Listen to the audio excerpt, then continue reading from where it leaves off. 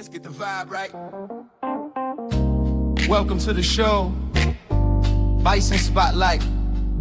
Chip and B Smooth, bringing heat to your ears. He washing the mix, facing down all fears. From the court to the crowd where the legends are born. Howard University, we're breaking the norm. Bison Nation stands strong through thick and thin. Basketball vibes, it's more than a win. Every dribble, every shot, it's a story to tell.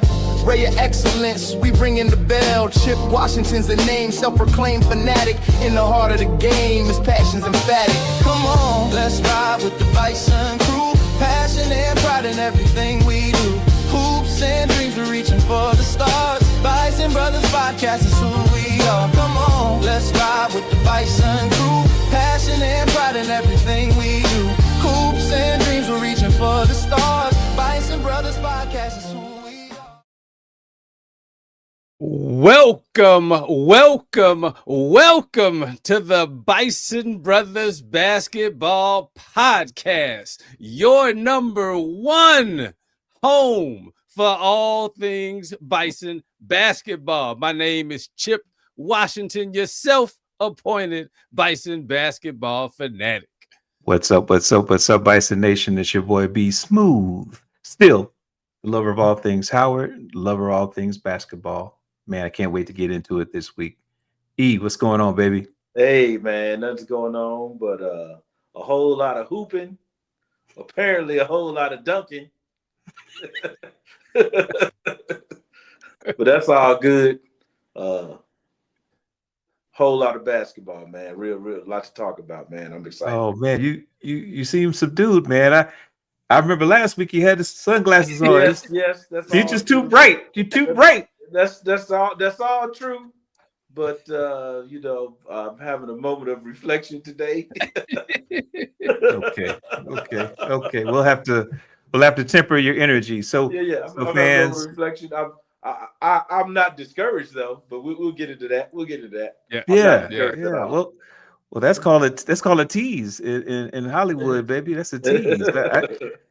Let's make sure anybody listening, just make sure you when you tune in, just try to figure out what's wrong with E-Wash. He is the energy guy.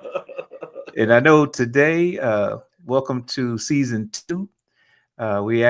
This will be our 3rd episode of season 2. Thank you all for rocking with us for our not 1 but 2 live shows this past week as we opened up college basketball season, our most fun time of the year. That's what's up. It was Christmas Eve and Christmas Day all together, I guess, because we got to go back to back. Got a chance to let you all know that we got some things coming your way right out the gate. We're changing up a little bit of what we're doing. We'll be dropping our episodes every Tuesday. Looking forward to you all taking that in. We'll be dropping some other things as well. I know I got to figure out how to work it in here, but my boy Chip, he has a tendency to go off and start confessing stuff. So we got a whole new segment about Chip's Confessions. So if you are following us on YouTube, please check in, see if you can relate to Chip. He's got a 12-step program, but I don't think he's going in the right direction just yet. So we're going to figure that part out. I know we're going to continue to thank everybody for joining us. I know we've had a good time really getting to know the teams and all the players. And like I said, we've added a few cool things to the program. We'll show a little bit of that tonight. But as you know, we're going to get into the recaps. This is the first full week, but just a few games to cover. We'll cover our fellas first. They had a couple of games since the last time we got together, and we'll end it with our women who continue to be unbeaten this season. We will have some fun going through some over and under reactions. It's never too early for that. And we'll also have some what's good for basketball. Hopefully we can figure out what's wrong with E-Wash. So by the time we get to what's good for basketball, he'll be with us as we know him to be. And we'll close it out. We have a few things we want to remind you of, but again, we're just getting into the next season here. Celebrated our 1-year anniversary. It's time to get to year 2 here. Yeah. So Chip, before we jump into our first set of recaps and insights, we'd love for you to let people know why we do what we do. Indeed. Bison Nation, as always, we want to remind everybody to donate and support these championship teams, this dream factory, and there's so many ways, more ways than from season 1. that you can support this team. You can give to the MECA Society. You can do that at the mecasociety.org. That is Howard's name, image, and likeness collective. And there is an anonymous donor that is matching up to $25,000. All we need to do, Bison Nation, is match that and donate and reach the 25, and we can unlock the $25,000. So do that. We will have it. As a matter of fact, I'm going to scroll it right now at the bottom of the screen. You'll see the donate link for the MECA Society for the men and the women. Also, you can donate through the Bison Express Booster Club at hubison.com. And you can give through FanStake at fanstake.com and use the code MECA25. So many ways that you can donate and support these teams. And of course, going to the game. I want to give Bison Nation some credit, because every time so far that we've looked in the Burr, there's been more people in there than season 1. So the herd, Bison Nation, y'all are heeding the call. Good to see. Keep doing that on the road. You heard from Coach Brian Davis on the women's side. He said the crowd at Providence was out of control. So Bison Nation, we applaud you for supporting these teams on the road and at the Burr. Continue to do that. And as always, we want to continue to remind people, please tell everybody about this podcast, your number one home for everything Howard Bison basketball. You can hear us on YouTube, on Spotify, and on Apple, and you can interact with us on Instagram at Bison Brothers Basketball. And while you're doing that, you see it scrolling right now. Stop what you're doing. Hit the subscribe button. Hit the like button. Comment. Tell everybody. Continue to spread the word about the Bison Brothers Basketball Podcast. And we're here for you to bring and tell you the stories that need to be told about Howard basketball. And I'm so excited to get into this show today. Let's get to it. But I just want to say one thing. I'm going to answer your question, B. He's waking up. I reflected, and I think what we need is some green room confessions, because the stuff we was talking about before we came on, I'm worried about what Chip's gonna say. Always. I continue to be worried about what Chip's going to say. I'm continue. I got you. But tell you what, man, we should be worried. We gave him his own channel. He got his microphone working, and next thing I know, everybody's like, "What's wrong with Chip?" That brother confessing everything. Yeah, an unhealthy obsession with his exes was the last time he got online. We had to catch him. Hey, I'm just saying. What they doing? What they doing? Hey, big head. Well, I tell you what. Before we get some people calling the show that we don't want to hear from, Chip's exes can call him. Don't call me. Call him. So we're gonna on the other side of the quick break here, we're gonna come back and start our recaps and insights before we get in trouble with someone in their feelings. Hey, big head.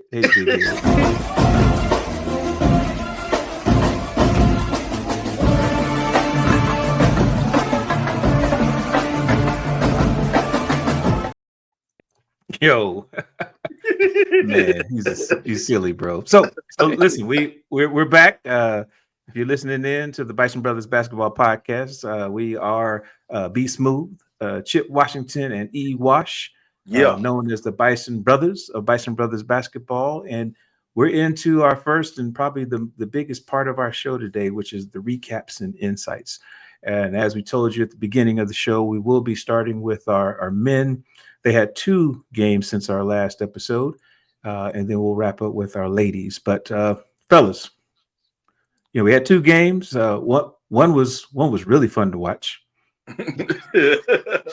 Both. I agree with Chip. Both. Yeah. Well, let's let the fans decide. So if you're listening in and you're listening, go into the comments. You tell me which one was more fun. Okay. If they both were fun, tell me why. Okay. That's all I need to know. But right now, I'm going to be the one that says I had more fun at one of them, and we're going to start with the one that was more fun, right? So when we got into the week, after the opening with Missouri, shout out to the Tigers coming into the Burr and bringing a Power 4 school into play at the Burr is phenomenal. Coach gave a lot of compliments to that. So we were looking forward to the next game, which was another non-conference opponent that maybe allowed us to get a little more of a tune-up. So the first game we had after Missouri was with the University of District Columbia. Now, I know you may not be familiar with their team. They are a formidable opponent. They're not in our conference. They're not in our division. So we knew that by talent and by experience, we should have an advantage. And based on the final score, I think we did 103-71. We actually never were in jeopardy of losing the game. We actually saw almost everybody who played scored. And so we got a chance to see a lot of the new players. Remember, we got 12, 13 new guys on the team. So I thought that was fun. Probably more fun than what we're going to talk about next, which was Grambling. But we're going to stay in this moment for a minute. So, fellas, what did you guys see from the UDC game that we could share with the audience and Bison Nation?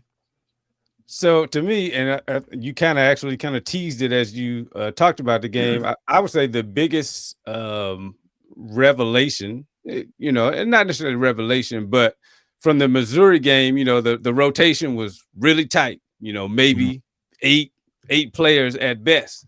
But for UDC, we got a chance to see was it 11?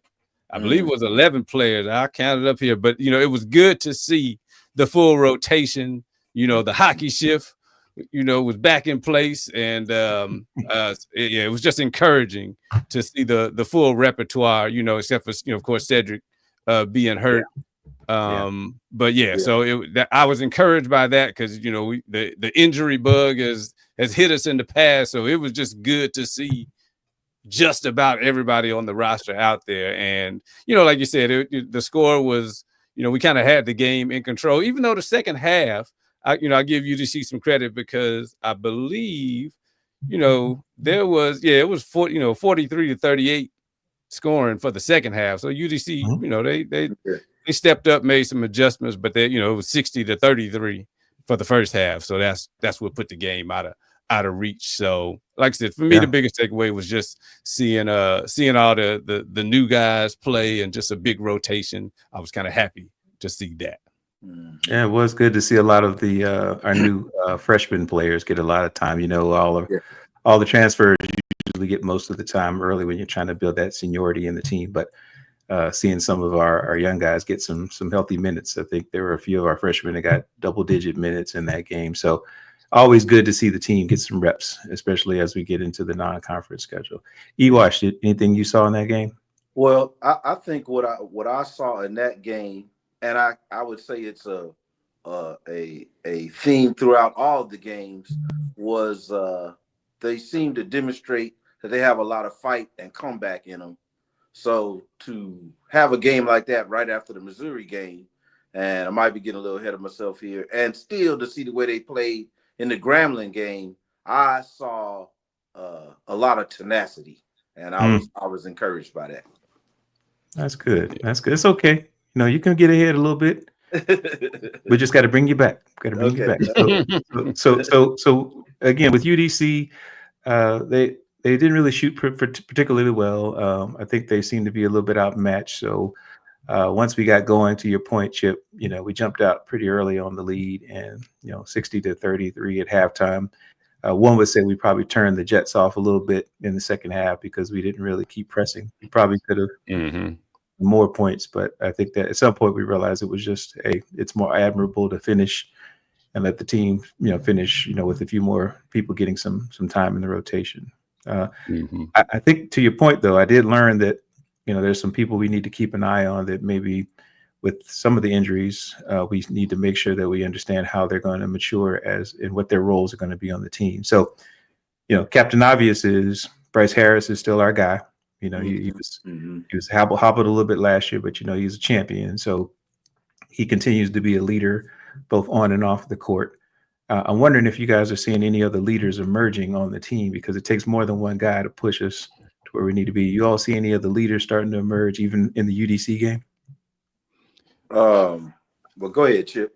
Go ahead. Yeah, it's and this is of course is a part of the arc of the season is we got 11 whatever new guys and trying to figure out who is who. So as I'm kind of watching it, I'm seeing Cam Gillis kind of show some leadership qualities. I would say he's between those two, they seem to be kind of the vocal kind of let's try to get everybody in place type leadership I see so far. But like I said, still early, still definitely could have some more emerge. But that's kind of what I'm seeing right now. Gotcha. E, you had something? Well, yeah, I would say Gillis as well. And I'm having a brain fart right now, but our 3-point sniper, what's my name? Cotton. Alex Cotton. Yeah. He's definitely bringing it as well. He's somebody to look forward to meet. Definitely. Yeah, I can't argue with that. So, and that to me, and that's the beauty of the season is seeing who emerges, how the chemistry gels and develops. So I'm really looking forward to kind of watching that arc throughout the season. So no, I agree with you all. It was good to see Travell Bryson, get his legs under him a little bit. I know he didn't have the showing we thought he'd have early on in the very first game, but everybody had a chance to really show up a big way. You're gonna have to help me with Dennis's last name. You keep calling him K Vicious, but how do you pronounce his last name? That works for me. K Vicious. Oh, Eric Peoples gave him that name. I like that, and I don't want to butcher his name. Well, I just tell you, he showed up pretty big in that game. I know that he's a freshman. I keep forgetting he's a freshman. He's 6'10", right. And I think that he's going to be somebody to reckon with as we get into conference play. But he's getting tested. We've gone against some size. He's gone against some big guys, and stronger, a little bit taller. So it was good to see him flex a little bit during the game as well. So UDC made us all feel great. Yeah. Matter of fact, I tell you, that was the best game I've seen in a while where I just knew we had it in hand. I just watched it to the end because I like to see us when we're up like that. Yeah. And just to back up, make sure the listeners know it was 15 people that played in the UDC game. We got 16 on the roster. So we had all 15 healthy players. Everybody played in that game. So we saw the hockey substitutions for a minute there. It was 5 in and 5 out for a minute there. Chip, you love that. Hey, it warms my heart. Warms my heart to see the hockey subs. So, it was the best. It was super cool. But again, we don't want to belabor this. It was a definite win we needed to get started right after coming out. A very strong outing against a Power 4 conference team. We have the makings of a really great team. And as you said, Chip, early in the season, we're just trying to figure out our identity. Who's going to step up in what roles. How do we learn each other? How do we start playing together as a team? And so what's good is that, having a tough game versus a maybe not so tough game, but gave everybody a chance to play. We landed against a SWAC opponent in Grambling, which meant, we got a chance to see a team that's probably on paper reasonably close to us in terms of talent.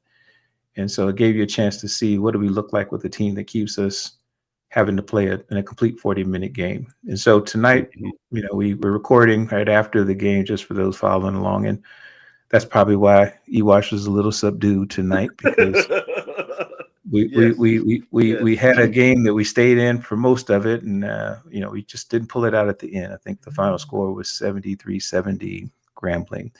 But as we break this down, guys, I think, from a stat line perspective, if you just look at the overall stats, it was pretty evenly matched. We shot about the same, we rebounded about the same.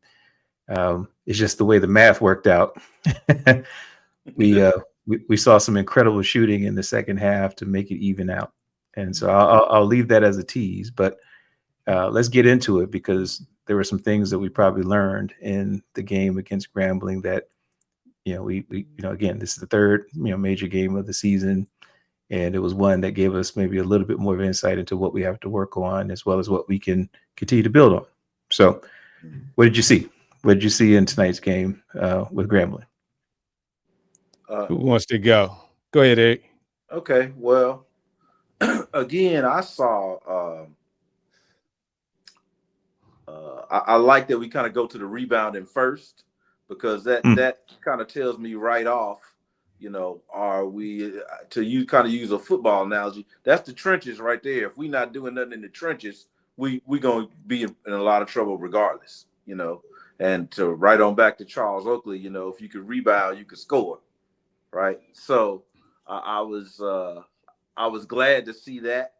Unlike the Missouri game where there was an obvious size difference, where I kind of expected to a certain extent to be out rebounded. Wasn't really sure what to expect with Grambling, but wasn't really sure what to expect, and maybe a little bit they weren't sure what to expect even with the scouting. So with all of those variables, unfortunately we was on the wrong side of the final score. But I was certainly impressed with how they played, to be honest with you. I've been accused of being a everybody gets a trophy type supporter. I don't agree with that, but but no, I that's the thing I think I saw the most. That they seemed like they still kind of had balanced scoring. They had a lot of poise, like Chip was saying about Gillis. I definitely have been impressed with him since the Missouri game. So, I what's not to like except the final score, in my mind. Yeah. You said you gave up the participation trophies when today? No. So, this is a winding story here. So, shout out to everybody in Arabian Mountain High School, and this person knows who I'm talking about. He's okay. Yeah. Sending secret messages. I like that, brother. That's He accused me. We were in a game. It was kind of back and forth, and you know how some people they get a little enthusiastic in the stands and this and that, blah blah blah. Especially the parents. I get it, but everybody's a critic. Everybody want to be the backseat driver, this and that. So I just try to be supportive in general. So this guy turned around and said, "Hey man, you wanted them everybody get a trophy type." So I said, "Oh, that's what we do." Oh, dang. Yeah. Oh, I tightened him up though. I did tighten him up. I won't say what I said on the air. But okay. Yeah, let's not do that. We still trying to build fans here. But I appreciate you expressing that to everybody, because for a teeny bit of time, it did sound like you were trying to give everybody a trophy just now. But I'm glad you explained it. I'm glad you explained it. So, Chip, what did you see tonight, man, with the Grambling? Look, I might step in with the participation trophy, and I guess first, let's make sure all the listeners know, if you didn't see the game, the score was 73-70. But Grambling won, so we did not pull it out. And I'll still analysis from one of our listeners, Eric Peoples, who said in the second half, Grambling had to shoot close to 79% to beat us by 3. And he said, and the bad side of that is we allowed them to shoot 79%. So to beat us by 3. To beat us by 3. Yes, to beat us by 3. So but I would say too, what I saw from this, and it's the old Mike Tyson cliche, like everybody's got a plan till you get punched in the mouth. And Grambling was giving us some combinations. Yes, they were. And so, because we got so many new players, I was like, hey, this is an opportunity to figure out early on, how do we respond to adversity? And I know as a fan, as I was watching it, I was kind of panicking. But wow. What I saw, and this is a build off a point that Ewash always says about KB. What I saw was a disciplined team that stuck to their game plan. That's right. Even when they were down, 8 or 9, and it looked like the game was kind of getting out of hand. That's when I started panicking. But to see them stick to their offense, have the discipline to run, their sets, and to step up the defense, to me, from a game, a halftime adjustment standpoint to increase their defensive intensity That's in the right. second half and to still stick to their principles and get back in the game. To me, participation trophy told me a lot early on. That's right. About the character of this team. So That's I think we should be encouraged by that, despite the fact that I panicked with at the 7-minute 35-second mark when we were down 8 and it looked like everything was going to hell in a handbasket. But yeah. That's a good one. So so you all both are very encouraged, correct? Yeah, correct. Yes. Yeah, that was good. Yes. And you said you watched, the only thing disappointing was the final score, right? Yes. Yeah. And Chip, yeah, you realized that the team is playing more disciplined, even though, you know, they were down a little bit and you thought they may be letting the game get away from them, right? Well, or, you know, because one of the things, you know, that you see undisciplined teams do is when you're down and everything looks like it's getting rocky, if you got a bunch of talented players, which we do, people try to take things into their own hands. Like, oh, okay, I got these skills. I can shoot, I can dunk, I can do this. Let me try to get it all back at once. And I didn't see that, which is what impressed me. Hero ball, they call it. Yeah. Hero ball. Yeah. Yeah. So there was no hero ball. And, you know, you got for 11 new guys to not fall back into hero ball at such an early stage in the season, facing that type of adversity. To me, like I said, that speaks to the culture that KB has established. KB and the staff has established. And so that's why I'm encouraged, and I'll give a participation trophy to everybody on this game. That's it. Matter of fact, I want to piggyback off of that and say this. Doing piggies now. Okay, let's do piggies. I'll say this. To see, I'll jump segments too and say that Bryce Harris, you cannot underestimate his floor game and his vision. Because to see all the dimes he was dropping, you know, especially interior passing, was super impressive to me, you know. And I think that showed a way that they can score. Because I didn't see, well, he wasn't playing last year, number one. But I didn't see a lot of that type of offense from us last year, you know. And so to see that, to see them methodically score in the paint like that was impressive to me, because he did it against Missouri, certainly did it against UDC, and I saw him do it again tonight. So it's not like it's a fluke, you know. Yeah. So hold on. All right. You guys are pouring it on real thick. It's the third game of the season. And I apologize, Bison Nation. I'm letting them, you know, I don't know what you're gonna have to listen to. They're gonna keep saying this every time we get on the call. It's okay. They're all right. Here's what I'm going to tell you. Okay. Because Coach KB, shout out to Kenny Blakeney. He told us, Chip, there is luxury in the details. True. There is luxury in the details. So you tell me, when you think about the luxury in the details, which means like a fine cloth you use, like the material that makes up a fine cloth, it's the detail it takes to make sure that you are delivering something that is not easy to do, right? I saw practice today. I saw the culture today, but I didn't see the luxury in the details today. I agree. And with the luxury in the details is what we have to see over the course of this non-conference schedule. So I wasn't sitting there panicking. I was taking notes. And in my notes, you know, Captain Obvious, Ewash, you were on the Captain Obvious thing. Bryce Harris is the leader of the team. He led in all statistical categories that mattered, right? Rebounds, assists, points for the team. He is the model of who we want everybody to get their play up to. So even if you can't play like Bryce, you can at least be into the details like Bryce. Okay. And I would tell you that, you know, until that occurs, we're going to have some close games that we're going to wonder what happened towards the end. And tonight, it did get down to an end. We actually had a shot to win, and we didn't run as a unit for just that split second. And those are the details that I believe Coach Blakeney's looking for, at least the way he explained it to me early one morning during homecoming. This is where he's trying to get to. So before I run off and say participation trophy, rah rah, sis boom ba, right?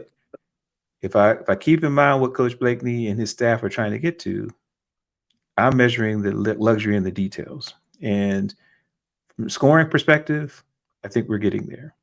I do think our defense on the perimeter, we got hosed today. They should not have had as many 3-pointers. They're not a good 3-point shooter team, but tonight they were. Tonight they shot 50%. In the last game, they shot barely 30% from the field. Okay.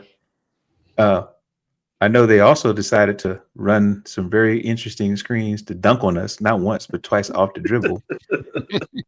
and see, I'm from Gary, Indiana. I'm not from Chicago. Y'all might let people dunk on y'all in Chicago, but we don't do that. We don't do that where I'm from. So one time you may get off, but that second time, yeah, we're gonna talk about it. But I'm telling you, there was an intensity that our friends from Grambling, from Louisiana, played with in the second half that they were getting closer to their details than we were. So it was a close game, statistically, almost a dead heat. But if you look at the details, we're not where we want to be right now. And I believe that we're not far off. But I'm looking at every game saying, how do we make sure that we don't lose sight of that? Because even if the competition changes, we should see the details coming out. So culture, yes. Participation trophy, nah. Because we should have won the game. So that's the problem, is that we should win and we learn and win at the same time. Grambling should not have been a team that we're like, ooh, that was a tough game. And if you think they should have been tough, well, you're not watching the same team. The same team. This team, we have championship aspirations for this team. So tonight was a good learning. I'm not defeated. I just know that every time we go out, we better learn from the next one, because right now we can't keep getting dunked on. Sorry, can't do it. Okay. Can't do it. Okay, and that's the key. So that's why we'll be looking forward to the next episode, because we'll be able to see from the art. Okay, did they tighten up on the details in the next game? So that's right. Okay. I'm sorry, E. I can't get a participation trophies. If we weren't trying to win championships, I would say okay, anything goes. But everybody who signed up to play for the program knows that this is the dream factory. We're talking about making things happen here, and we have the talent. That is no doubt. I just think that we gotta all lean into the details, because we shouldn't see one player that's the player in all statistical categories for us. We got too much talent for that, right? That's what I'm thinking. But our men are off to a decent start. 1-2. The record is not. I don't worry about the record right now. The record only comes into play when we talk about potential seeding in the tournament if we get that far. So we still got a few things we got to put together. Can't wait till later in the show when we talk a little bit about who we're playing next, because I think one of us on this call has to sit there with someone who's a fan of the other team and have to deal with that. I have to do that later in the season. I don't have to do that this week. So we'll have to see. I want to see Chip's next confession after he has to sit with his wife and watch her alma mater play Howard. I'm trying to get the TV crew in there so we can film it, so we can see how that might go. Potentially, if there's not too much cussing, we could probably put it on the show. But sadly, I think it'll be a lot of beeps. Yes. And before we transition, I just want to remind the audience, listeners, hit that like button. Hit the subscribe button. In the comments, tell us what you think about that analysis that we just had for the men, for the UDC and the Grambling game. So we want to hear from you, Bison Nation. Hit the like button, hit the subscribe button. Let's keep it going. That's right. So let's transition, because this is fun. We've been talking about the guys because we had 2 games, but I'm so glad the ladies had to play again. I'm still buzzing from their first win against Providence. And so shout out to Coach Ty Grace and Coach B. Davis and the crew for preparing our ladies to, I guess, shock the world. I didn't realize that Providence was supposed to win. When I watched the game, I said, "Who? Providence? They're supposed to beat us? That's crazy." And so tease for my overreaction. But go ahead. I know. But here's where it gets fun, right? So this weekend, getting into our first home game with the ladies, Lady Bison, we actually hosted the Florida A&M Rattlers, affectionately on the broadcast known as FAMU. FAMU came to town. And if you know, you know. If you know, you know. And so, picture the scene.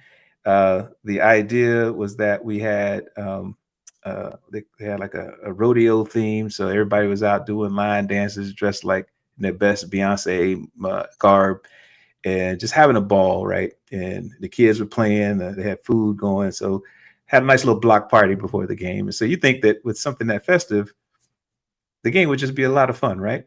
Mm. But then they tipped the ball up. And FAMU was like, what is going on? They couldn't get the ball across half court for the first 2 or 3 minutes. Before they looked up, they were down 10 points, boy, just punching them. And so we not only handled business, we actually, it's like we took it personally, Chip. I don't know if I've seen the team turn it on like that. And for me, it was, again, another fun game where from beginning to end, we dictated the pace, the intensity. We missed a lot of shots, but we actually were in position to get all the rebounds. So you couldn't tell we weren't making a lot of shots because we kept scoring.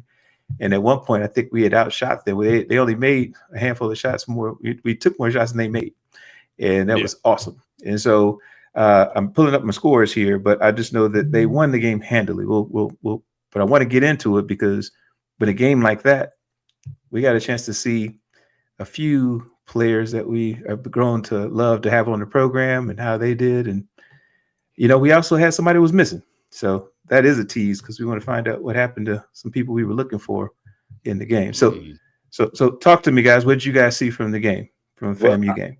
I think we're going to revisit this participation trophy thing because now it sounded like, B, you could only enjoy blowouts. You could only enjoy blowouts. And?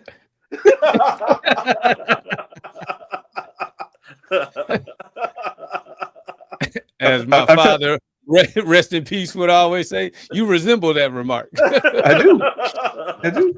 I'm trying to build a theme here, Ewash. I don't particularly get a lot of joy in losing. And if my friend Ty Grace, friend of the program, says she enjoys winning moments. She said, I like winning moments. And I'm with her. So yes.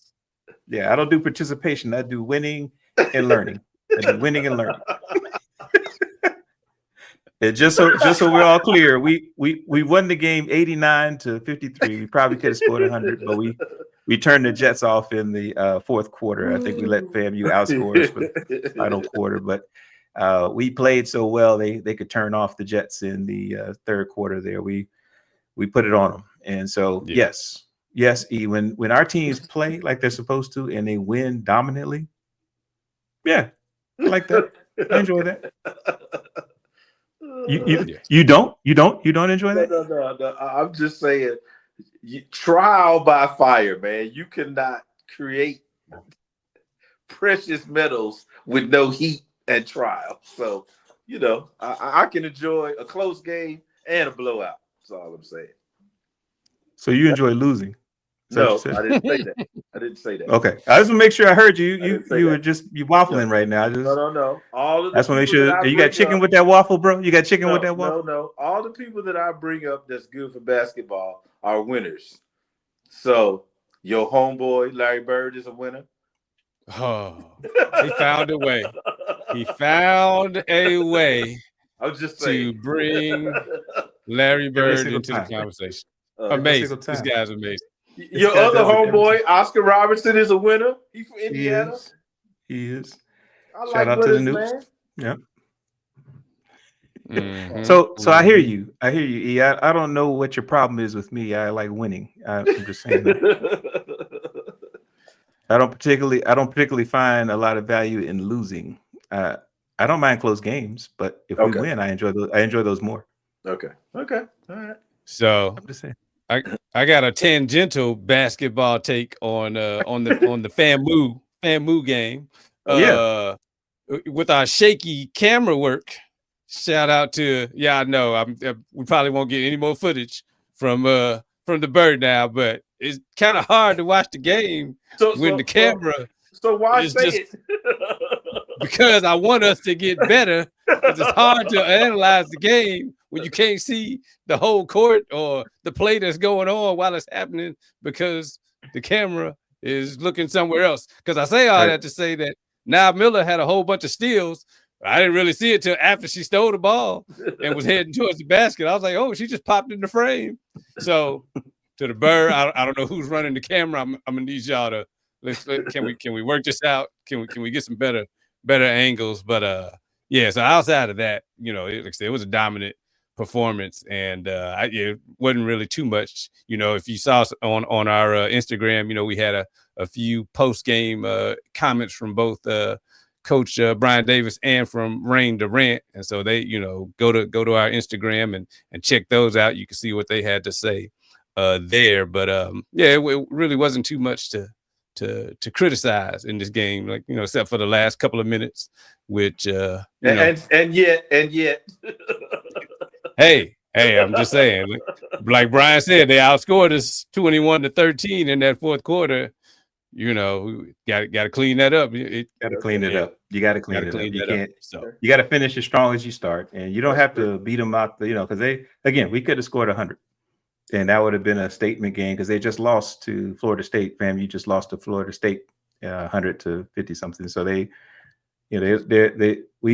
are on the same level in terms of how we play, and I don't think people understand how good our women's Bison team could be. And I was telling Chip in pre-production here that, the game against FAMU made me feel like they were, modeling after the Gamecocks, South Carolina, where they had equal people scoring, they had people playing defense. I mean, it was smothering defense. Smothering defense. I mean, if you could say Larry Bird, I could say Don Staley. I'm just saying, you're killing me on the winning side. I'm looking at Chip over there. I'm looking at Chip's been looking to be right for a while there. He's looking for a South Carolina, the MEAC segue over there. I'm just saying that if there's and that could be coming up. I don't know. In the over-under reactions that could be coming up. I did want to just quickly shout out Niall Miller. She was our player of the game. She had a lot of rebound work. She had double-digit rebounds, led the team. Definitely had some steals as well. Zoe Stewart was balling out. She had our offensive track, 15 points from 6 of 8 shooting, which means she was putting the ball in the basket from pretty much everywhere. And April was our assist leader. She had 4 assists with us. And there was a point, I believe, in the third period there where it felt like we couldn't miss a 3-point shot. Like every shot was a 3, back to back to back to back. And I was like, oh my goodness. If we're shooting like that and playing the defense we're playing, I don't know. I don't know who can stay with this like that. I was pumped. I was pumped during that point. But they play well. I think what I liked about it is that they played consistent to what they did to start the season. So there wasn't a drop off in energy. If anything, it picked up. And so, as they gel as a team, I'm looking forward to how they come out to dictate the pace of play. And that's going to be probably one of our keys to, being ready for conference play and really, a championship run. Yeah, it's awesome. And look, and we did it without 2 of our key players, and especially our Chicago homegirl. And I know people were kind of wondering, where was Ariella and Dylan? And so, I alluded to, we talked to, the coaches and the players after the game. I want to, instead of us saying what's going on with Ariella and Dylan, I figure we let Coach BD tell us himself after, after we spoke. Let's play a little bit of what he had to say about that. Let's do that. Concerns, and I know, you got to be careful when you deal with players that don't play and injuries, and you don't want to give any opponents any any scouting material, but any concerns we didn't see. I think it was a Dylan Watson and Ariella today. Yeah, it was nothing that was that's gonna threaten them for the season. Just a little bit of illness going on. So it's Okay. a little bit of a bug going around. So we took every precaution that we need to make sure they see the doctors and the trainers. And so it was a coach's decision to hold them out today and just make sure they get back healthy. But they'll be fine. They're gonna be fine. Gotcha. Sounds good.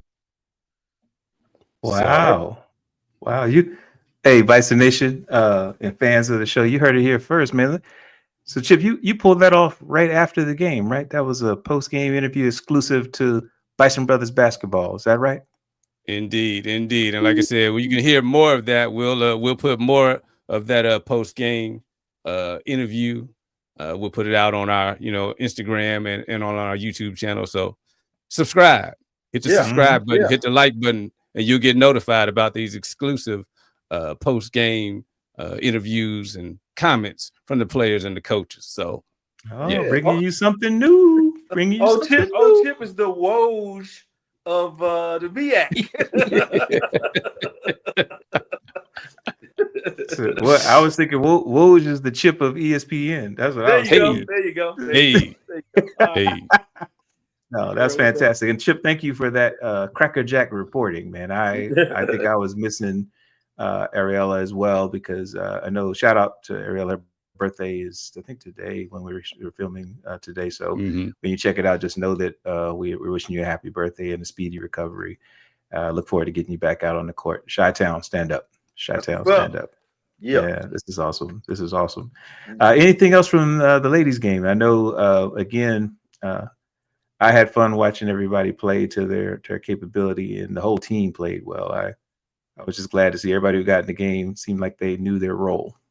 And I know that's what the coaches are looking for early, to see who adapts to their roles quicker. And we'll be dropping our exclusive interview with Ty Grace here in the next couple of weeks as we get into our new season 2.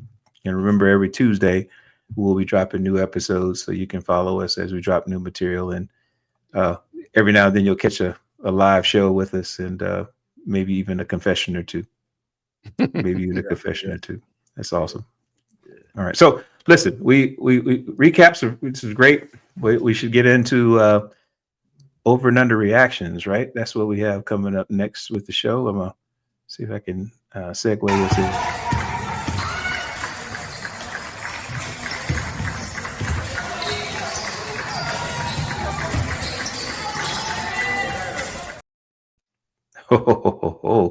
All right. So who goes first? Because I'm gonna spotlight whoever goes first, and we're gonna get around the table here. So who's over under reaction? Who wants it? I'll go first. All right. You can't overreact to Chip's revelations from his Cub reporting and Snap reporting.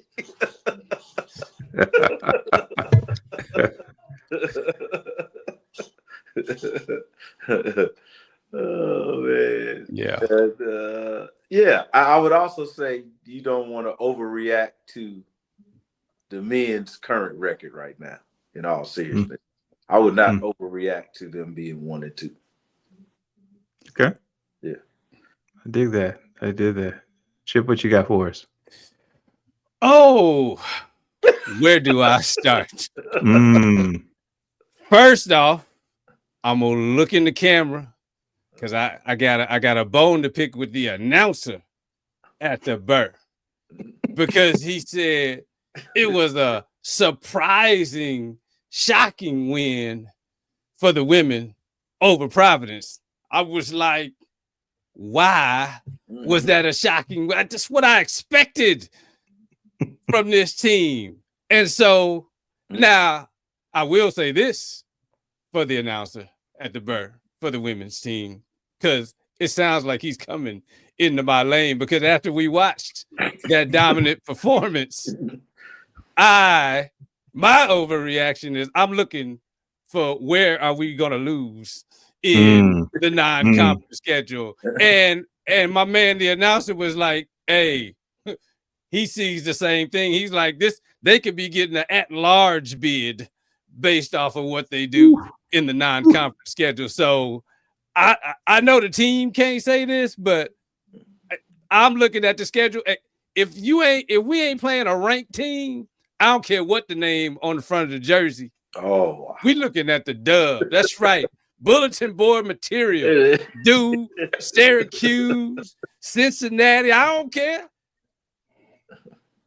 We got that kind of squad. Now, remember last year I was like, well, we might have 4 losses in the non-conference.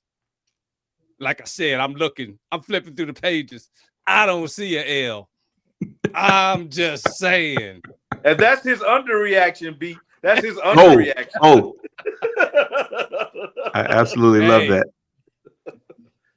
George Washington, Eli, no fear, nothing on this list has me shook when it comes to this team. So, hey, I'm with the announcer. Like, what 13 seed at large bid?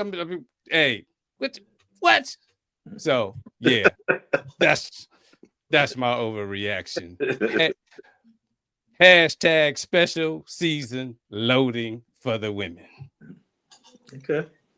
So listen, I only have a little bit of time, and my overreaction is really that I believe that we're going to need to see the development on our men's team of K Vicious. He's been brought in to be a difference maker. Stands at 6'10", slight build, can shoot, high basketball IQ. He definitely has good fundamentals, but in order for us to see what we need to see, he's going to have to develop really quickly during this non-conference schedule, because he's going to play some of the biggest competition he's probably faced in his life. These are grown men he's going against, because most of these guys are transfers. So I know that you all tell me that, man, you give him some time, he'll develop. I just think he needs to speed it up a little bit. So my overreaction is we're going to have to see some growth in leaps and bounds from him before we get to conference play, because he's going to have to be able to hang with some guys that are, 22, 23, 24, 25. So people who already got their muscles going. So he's going to have to be even more effective if we're going to be able to hang, because right now, without him playing as his 6'10" height, we like a small ball team. And so we're going to have to figure that out. So that's my biggest overreaction in this very early, very young first week of our season. I think we're going to see a lot of special moments, but I think I need to see K Vicious develop at a faster rate, because we brought him in because we want to make sure that he can help us make sure we don't have to play small ball all the time. Okay. Any other reactions, guys? Because I want to make sure I get them all, because it's early. It's early. Yeah. And I would say actually my underreaction is probably a counterpoint to your overreaction, B, and that is, from what I see from K Vicious so far, like you said, high IQ, his passing ability, his shot, I think, he's going to be fine. I think it's just like the arc of the whole team. It's new. It's, non-conference. We're getting ready. Like just got to learn. So, my underreaction is let the process play out. Oh, don't say Vicious. Process. That's Joel and B. Don't say that. Right. We won't trust the process. Yes. No, we got to let it play out. I like his aggressiveness. Yeah. Even if it's raw and not delivering high results, right now. I think his aggressiveness and it's almost like a willingness to want to get better. And so I think you're going to be, I love from like season 1 when we did the over and under reactions, and so when we looked back and was like, oh man, we sounded really foolish. But I remember early on when I'm literally sitting right here. I'm literally sitting right here. What are you talking about? You were like, oh, this Blake Harper kid, he might turn out to be okay. And then of course, 14 weeks later, we're like, so I'm hoping that right now that, you'll see, like I said, my underreaction is you'll see that K Vicious by the near the end of the season is going to be probably, he might be one of your favorite players. So, well, I mean, let's make it interesting then. Are we thinking he's going to be a freshman all team or freshman player of the year? Like, what are we talking about? Probably not freshman player of the year, but I would say I could see an all team, a freshman all team. I can see a first team, actually. I can see a first team. Okay. Yes, that makes sense. You do like participation trophies. I like that. No, that makes sense to me. KB, don't forget what he said. Please. You know where I am. You know how to find me. You got my number. Talk to me. All right. Any other reactions? This is early, man. You all are setting this up. So we appreciate it. We want to switch segments here and get into the what's good for basketball, man. But we need to pump it up just for a second. Hey, styles of the Showtime marching band just get us into the mood of what's basketball. On the other side of this music, you will hear from E. Wash and what's good for basketball.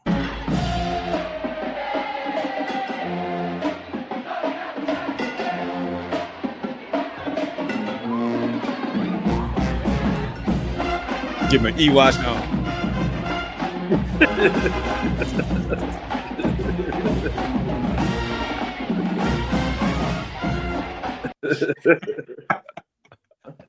You're just so bright, baby. Now you're gonna make me go my Wu-Tang bag. They be biting. Welcome back to the show. They've been up and down and stuff. I know. Welcome back to Bison Brothers Basketball Podcast, episode 3 of season 2. We are doing our recaps for the first week of our beautiful basketball season.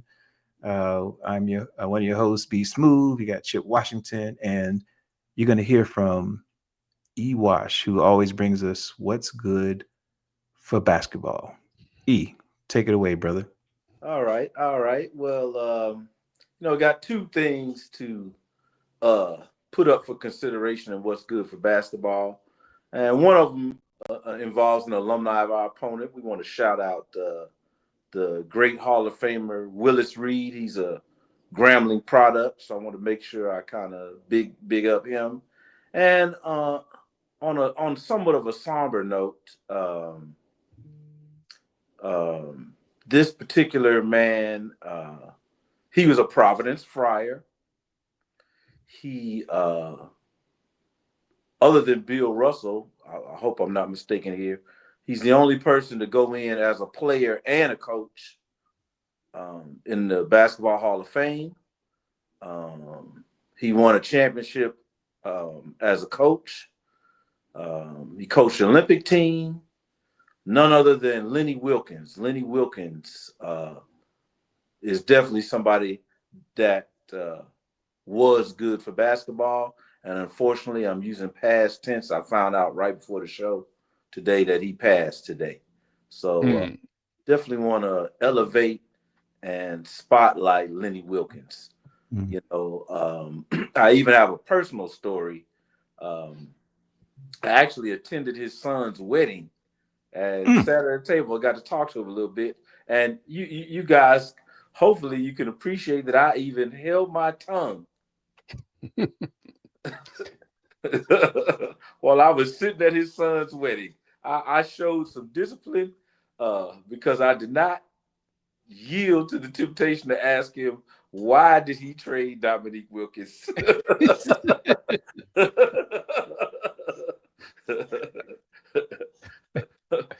But I don't want to digress because he was a great human being. He was a great contributor to the game. Nobody ever had anything negative to say about him. Just a awesome basketball player, man. And he will be missed. So Lenny Wilkens, good for basketball, no question about it, man. Cheers. Boom. Yeah. Cheers. Yeah, that's a good one, man. Look at you. He always drops it with us, man. I didn't know he was gonna go there. I saw the news before the broadcast. So I think thanks for picking that up, man. That was one that hit pretty hard for Yeah, a lot of us basketball fans growing up, for sure. It's yeah, awesome, man. yeah, Appreciate you, bro. Like, man, E. Wash is in good form, man. I see. That's why he was a little melancholy, man. He was trying to process yeah. this information he was sharing with us. So appreciate you unraveling the mystery of why you weren't all high energy today. You were trying to keep right in the Yeah, pocket, right in it the definitely pocket. put a lot on my mind, man, for sure. You I know, got it. somebody that had that kind of impact, man, and to have some personal interaction with him, you know, in a family moment it's pretty cool, man. A nice little memory, to be honest with you. So, Yeah, Mhm. I love that. I love yeah, that. Thank you, man. Appreciate you, and appreciate you always bringing that historical edge to the show, man. It makes a better show for us because we can always tap in. And now you got people gonna be searching for Lenny Wilkins when they hear the broadcast a little later. So this is good. Let's get those numbers up. And again, as Chip likes to tell us, make sure you're doing everything to stop for a minute, like, subscribe, comment. If you got a little bit of something out of what's good for basketball, let us know. Let us know how you feel about Lenny Wilkins and what he brought to the game. And if you can fact check E-Wash, that'd be great. He loves it when you fact check him. He likes to be able to bring it back to you. So that's right. That's right. See, that's that's a it. non-participation trophy paradigm. Man, I'm gonna get a trophy just for you for that. That's gonna be nice. We're gonna get a trophy for you. That's awesome. All right. So Chip, I know we got a couple of games coming up. What's on the schedule for the men and women that we're looking forward to? So, like I said, as you alluded to earlier, Yeah. this Thursday, November 13th, we're playing my wife's alma mater, Jessica Stewart, Washington, Alcorn State, and just for the fans, for the listeners, don't call them Alcorn because they really don't like that. So Thursday is Alcorn State, and then we got Stetson coming up for the game Oh, after wow. that, and we'll probably have another show, but before then, and then for the women, we have they got George Washington, That's right. L. They got four. They got 4 road games coming up. So They do. George They Washington do. is going to be taking the L. Now, in line with my confessions, we're playing one of our exes, Tiana Walker and Elon. So this will Elon. be a lot of hard fouls and screens going on there. Just saying. Just saying.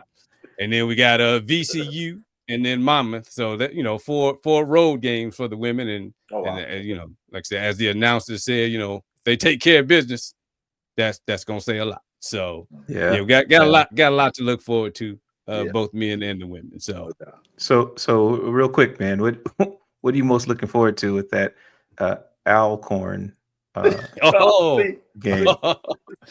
starter, stirring I'm it just up. saying, I'm here to gaslight just a little bit. That's what until I'm we play looking North forward to Carolina seeing her in the A&T. comments.